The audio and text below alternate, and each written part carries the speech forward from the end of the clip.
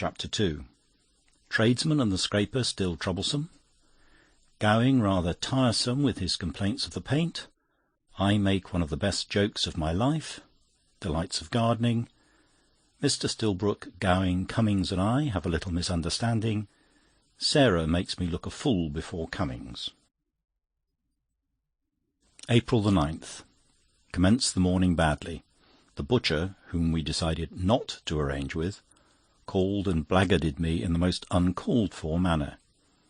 He began by abusing me and saying he did not want my custom. I simply said, "Then what are you making all this fuss about it for?" And he shouted at the top of his voice, so that all the neighbours could hear, "Pah! Go along! I could buy up things like you by the dozen."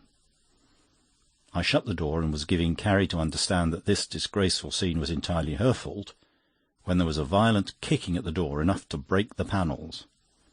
It was the blackguard butcher again, who said he had cut his foot over the scraper, and would immediately bring an action against me.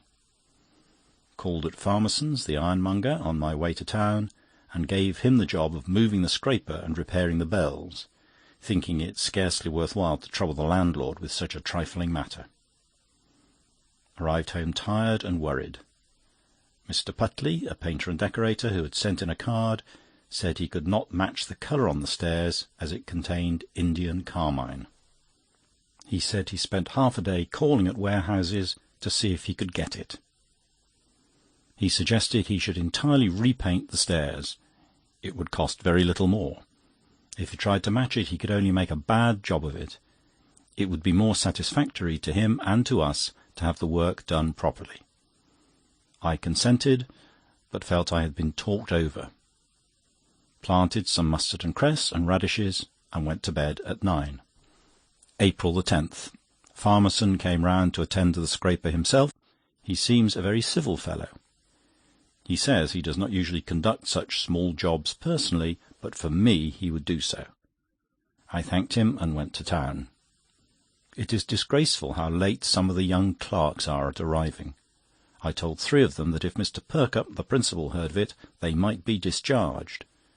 Pitt, a monkey of 17, who has only been with us 6 weeks, told me to keep my hair on. I informed him that I had had the honour of being in the firm 20 years, to which he insolently replied that I looked it. I gave him an indignant look and said, "I demand from you some respect, sir." He replied, "All right, go on demanding." I would not argue with him any further. You cannot argue with people like that. In the evening Gowing called and repeated his complaint about the smell of paint. Gowing is sometimes very tedious with his remarks, and not always cautious, and Carrie once very properly reminded him that she was present. April the 11th. Mustard and cress and radishes not come up yet. To-day was a day of annoyances. I missed the 9:15 bus to the city through having words with the grocer's boy, who for the second time had the impertinence to bring his basket to the hall door, and had left the marks of his dirty boots on the fresh, cleaned doorsteps. He said he had knocked at the side door with his knuckles for a quarter of an hour. I knew Sarah, our servant, could not hear this, as she was upstairs doing the bedrooms, so asked the boy why he did not ring the bell. He replied that he did pull the bell, but the handle came off in his hand. I was half an hour late at the office, a thing that has never happened to me before. There has recently been much irregularity in the attendance of the clerks, and Mr. Perkupp, our principal, unfortunately chose this very morning to pounce down upon us early. Someone had given the tip to the others. The result was that I was the only one late of the lot. Buckling, one of the senior clerks, was a brick, and I was saved by his intervention. As I passed by Pitt's desk, I heard him remark to his neighbour, "How disgracefully late some of our head clerks arrive." This was, of course, meant for me. I treated the observation with silence, simply giving him a look, which unfortunately had the effect of making both of the clerks laugh. Thought afterwards it would have been more dignified if I had pretended not to have heard him at all. Cummings called in the evening, and we played dominoes. April the 12th. Mustard and cress and radishes not come up yet. Left Farmerson repairing the scraper, but when I came home found 3 men working. I asked the meaning of it, and Farmerson said that in making a fresh hole he had penetrated the gas pipe. He said it was a most ridiculous place to put the gas pipe, and the man who did it evidently knew nothing about his business. I felt his excuse was no consolation for the expense I should be put to. In the evening, after tea, Gowing dropped in, and we had a smoke together in the breakfast parlour. Carrie joined us later, but did not stay long, saying the smoke was too much for her. It was also rather too much for me, for Gowing had given me what he called a green cigar, one that his friend Schumack had just brought over from America. The cigar didn't look green, but I fancy I must have done so, for when I had smoked a little more than half, I was obliged to retire on the pretext of telling Sarah to bring in the glasses. I took a walk round the garden 3 or 4 times, feeling the need for fresh air. On returning, Gowing noticed I was not smoking, offered me another cigar, which I politely declined. Gowing began his usual sniffing, so, anticipating him, I said, "You're not going to complain of the smell of paint again?" He said, "No, not this time, but I'll tell you what, I distinctly smell dry rot." I don't often make jokes, but I replied, "You're talking a lot of dry rot yourself." I could not help roaring at this, and Carrie said her sides quite ached with laughter. I never was so immensely tickled by anything I'd ever said before. I actually woke up twice during the night and laughed till the bed shook. April 13th. An extraordinary coincidence. Carrie had called in a woman to make some chintz covers for our drawing-room chairs and sofa, to prevent the sun fading the green rep of the furniture. I saw the woman, and recognised her as a woman who used to work years ago for my old aunt at Clapham. It only shows how small the world is. April 14th. Spent the whole of the afternoon in the garden, having this morning picked up at a bookstall for 5d a capital little book in good condition on gardening. I procured and sowed some half-hardy annuals in what I fancy will be a warm, sunny border. I thought of a joke and called out Carrie. Carrie came out rather testy, I thought. I said, "I've just discovered we have got a lodging-house." She replied, "How do you mean?" I said, "Look at the borders." Carrie said, "Is that all you wanted me for?" I said, "At any other time you would have laughed at my little pleasantry." Carrie said, "Certainly, at any other time, but not when I'm busy in the house." The stairs look very nice. Gowing called and said the stairs looked all right, but it made the banisters look all wrong, and suggested a coat of paint on them also, which Carrie quite agreed with. I walked round to Putley, and fortunately he was out, so I had a good excuse to let the banisters slide. By the by, that's rather funny. April 15th, Sunday. At 3 o'clock, Cummings and Gowing called for a good long walk over Hampstead and Finchley, and brought with them a friend named Stillbrook. We walked and chatted together, except Stillbrook, who was always a few yards behind us, staring at the ground and cutting at the grass with his stick.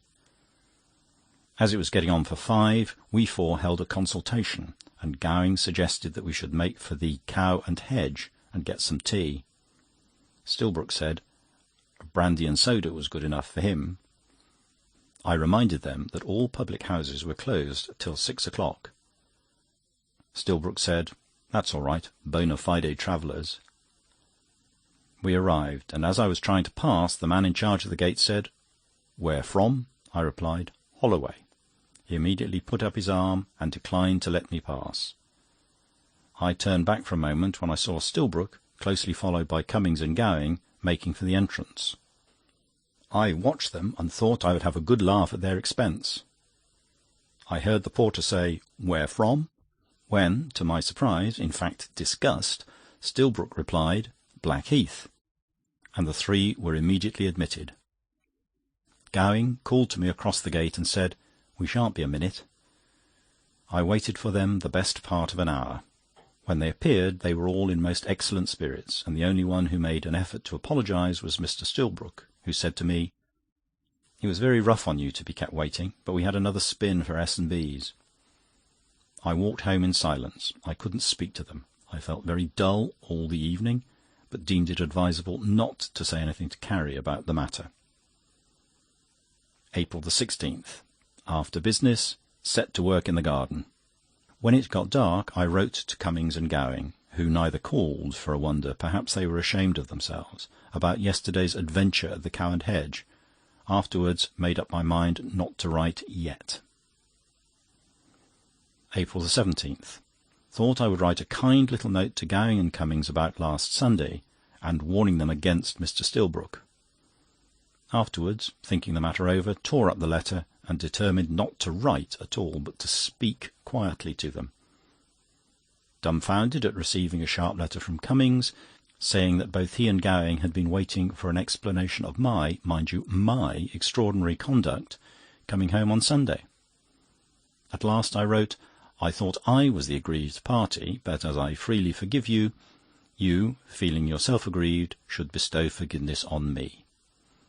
I have copied this verbatim in the diary because I think it is one of the most perfect and thoughtful sentences I have ever written. I posted the letter, but in my own heart I felt I was actually apologising for having been insulted. April 18th. Am in for a cold. Spent the whole day at the office sneezing. In the evening, the cold being intolerable, sent Sarah out for a bottle of Kinahan. Fell asleep in the armchair and woke with the shivers. Was startled by a loud knock at the front door. Carrie awfully flurried. Sarah still out, so went up, opened the door, and found it was only Cummings. Remembered the grocer's boy had again broken the side bell. Cummings squeezed my hand and said, "I've just seen Gowing. All right, say no more about it." There is no doubt they are both under the impression I have apologised. While playing dominoes with Cummings in the parlour, he said, "By the by, do you want any wine or spirits? My cousin Merton has just set up in the trade, and has a splendid whisky, 4 years in a bottle, at 38 shillings. It is worth your while laying down a few dozen of it." I told him my cellars, which were very small, were full up. To my horror, at that very moment, Sarah entered the room, and putting a bottle of whisky wrapped in a dirty piece of newspaper on the table in front of us, said, "Please, sir, the grocer says he ain't got no more Kinahan, but you'll find this very good at 2 and 6, with 2pence returned on the bottle. And please, did you want any more sherry, as he has some at 1 and 3, as dry as a nut." End of chapter.